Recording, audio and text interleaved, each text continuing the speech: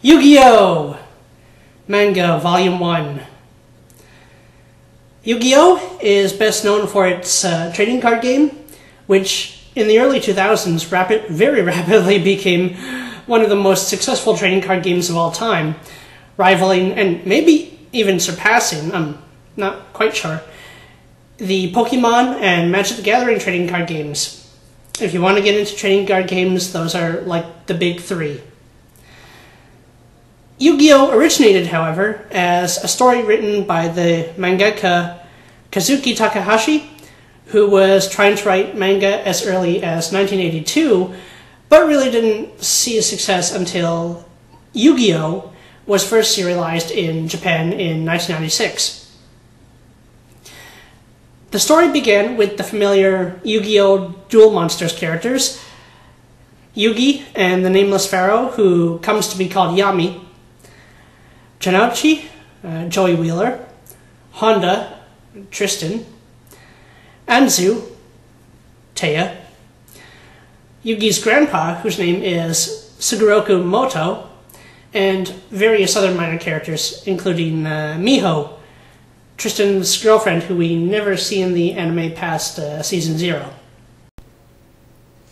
So, I have here the English first volume that begins the story, and the trading card game doesn't make an appearance at all in this volume, nor do any of the main antagonists from the TV series, not even Seto Kaiba.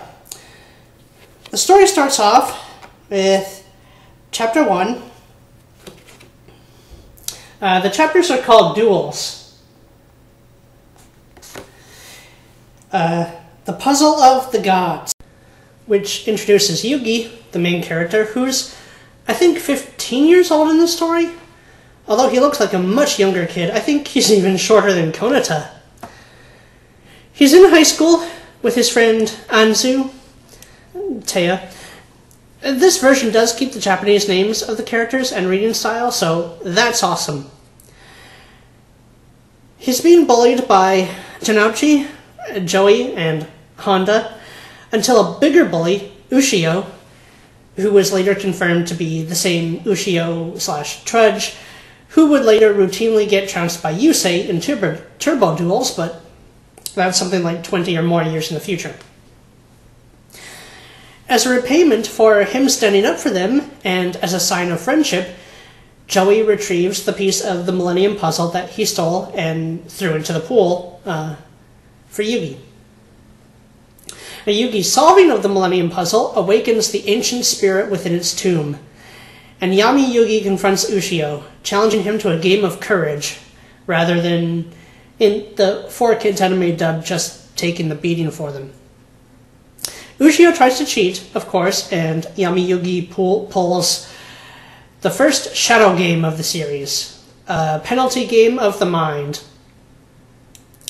The second chapter, or duel, Lying Eyes. It's not all that interesting, in my opinion. It's a little bit of fun. Yugi runs into a TV show producer who is faking school life and reality situations to get views and ratings. Never seen that before. And Yami Yugi challenges him to a game. The third chapter, Heartbeat, introduces a guy who forces students to sell tickets, and to the poor souls who purchase them, or so much as cross his path, to listen to his one-man concert, which, well, it's not pretty.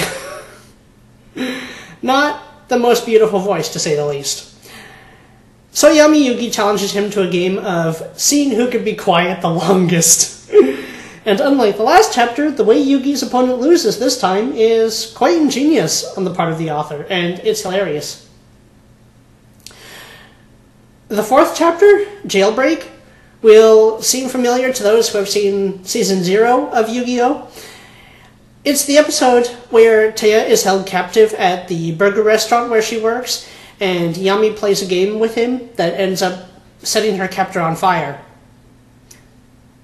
Yami was really dark and twisted in these early stories, and for anyone who wonders why he doesn't pull shadow games on people in the anime, he does in the first arc. Eventually, what happened is Yugi stood up to him and told him to cut it out.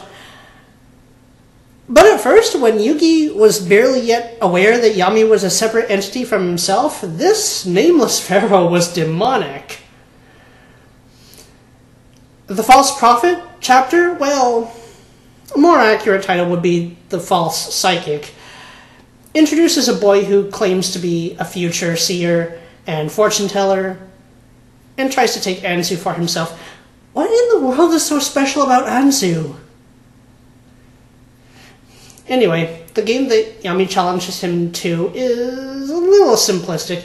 I was hoping for a more exciting battle of wits and mystic powers, but it's alright. The next chapter, Into the Fire, is a lot more awesome in my opinion.